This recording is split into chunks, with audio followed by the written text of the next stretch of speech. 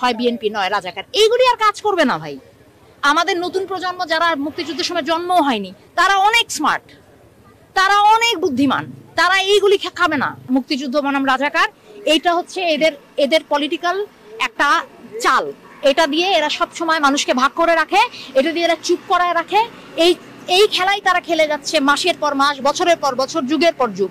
এবং এই জিনিসটাকে আপনারা হতে দেন। আপনারা মনে একটা ন্যায্য অধিকারের কথা জিজ্ঞেস করব, তখন বলে দেয় রাজাকার। এই যে কথাটা বলে, এই ব্যাস, কেউ রাজাকার তকমা চায় না।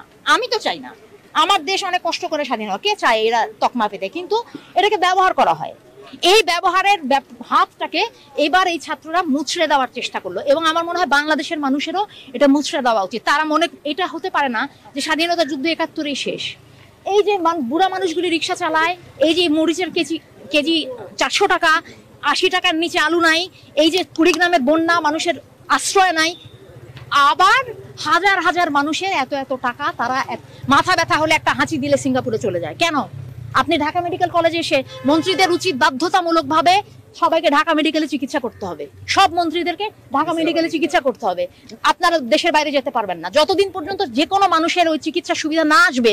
আপনারা দেশের বাইরে কেন যান চিকিৎসা করতে? সাধারণ মানুষকে না দিয়ে আপনারা কেন আপনাদের ছেলেমেয়েদেরকে বিদেশে পড়তে পাঠান? কেন পাঠান? বিদেশে পড়তে পাঠান কেন? আপনাদের ছেলেমেয়েরা বিদেশে পড়তে যায় কেন? আর আমাদের দেশের ছেলেমেয়েদের এই অবস্থা কেন? ঠিক করেন। এই প্রশ্ন আপনারা করেন। আজকে ছাত্ররা কোনো কিছুর পরোয়া না করে রাস্তায় নেমে আসছে।